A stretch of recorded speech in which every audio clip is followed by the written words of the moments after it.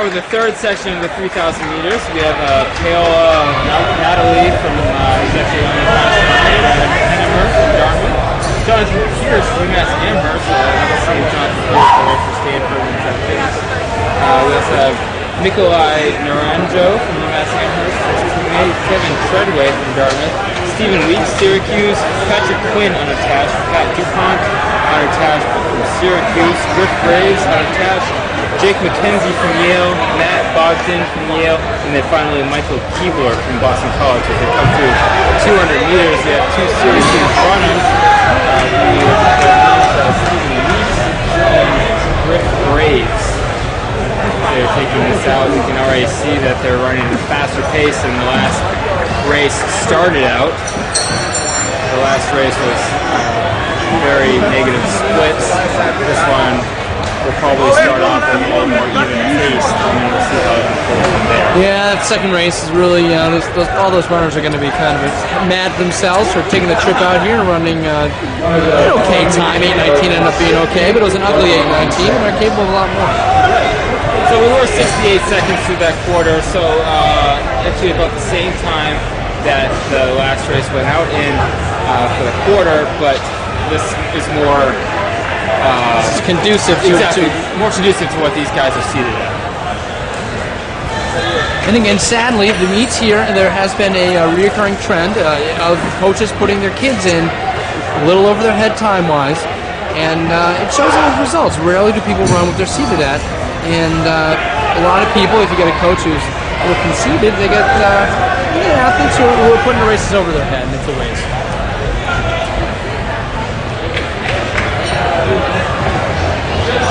As we enter the evening hours, we're in the 6th hour of the evening. We have a fluorescent green uniform in the back there. That is actually Patrick Quinn. He's an unattached runner. It's an interesting segue. Do you mean neon green because it's dark out? A lot of restaurants. I guess that's what I was going with.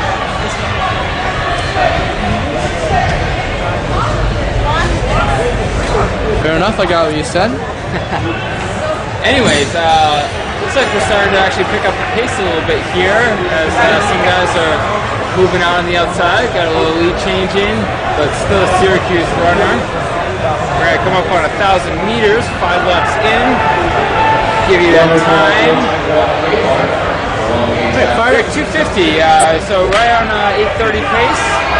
We have Paolo and Natali in that fast runner, as you can see.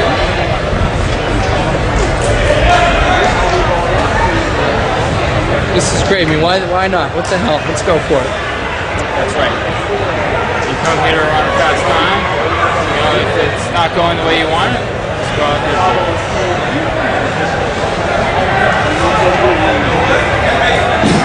So it's starting to string out here. We have 4 athletes that are starting to gap themselves from the rest of the field.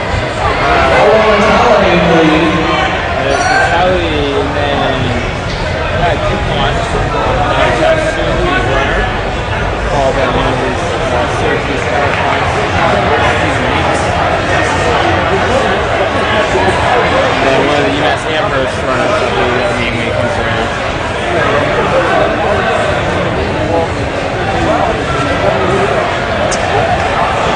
So Natali, DuPont, and then it is actually Graves from Syracuse, Jonathan Pierce after that, and then Dartmouth's Brad Hennemer.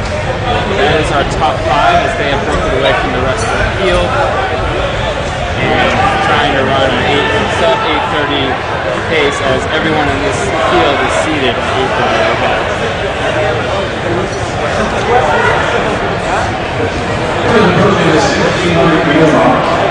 As the announcer just said, this is 1,600 meters coming up, and we are right around 4:28 for our leader. 3 seconds faster than the last race. Right. As we predicted, this is going a little quicker than that first race went out. So we'll probably see it a little more even pace. Probably won't see the fast finishing kick that we saw in the last race, since these guys are a little slower.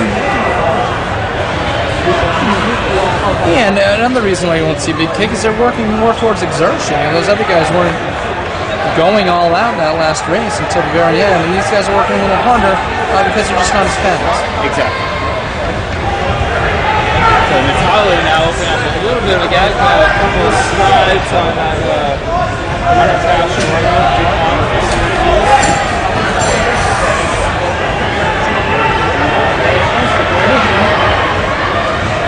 A lot of times in this part of the 3Ks, you and I both know, you hit a checkpoint at the mile, and that's where you kind of make some decisions if you're going to really lean on the pace, make a move, or you just got to try to tuck in and really hold on for the later stages.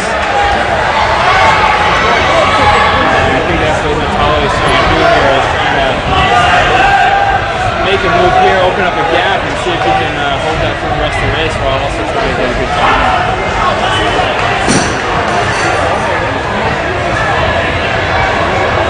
Natali has really broken up, as you just said on our screen there. He's definitely moving.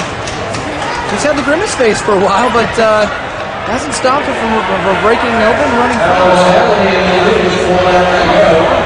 Brad Kennemer now moving into second place from Dartmouth. He is just past Chris Graves.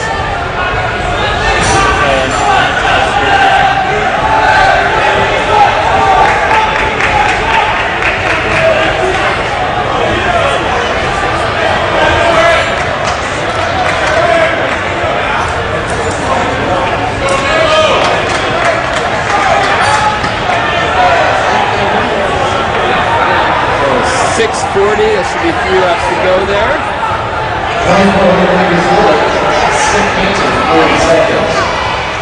Leader, sizable lead here. He's got 10 to 15 meters, 30 meters.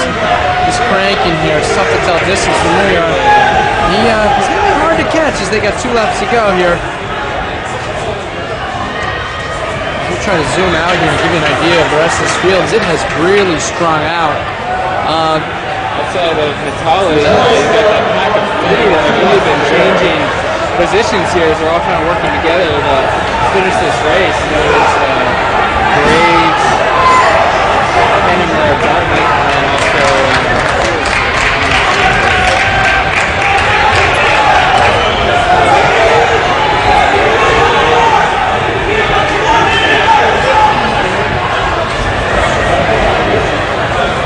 also focus on these 3. Second place has kind of been, there's been a gap produced. A second place. Paolo really looks like he's laboring here, but he's got such a big gap that I don't think he's going to have any problem losing. Yeah, pretty impossible for Natali to lose here. Yeah, even though Graves is looking pretty strong there, might be cutting into that gap a little bit. It's just too big to make up. So we're going to be coming in with a pretty good time here. I mean, fastest seat time in this is 8:25, and he is finishing in 8:17. Faster than the second heat. That is much faster than the second. Well, a couple seconds, and probably beat a couple guys in the first heat.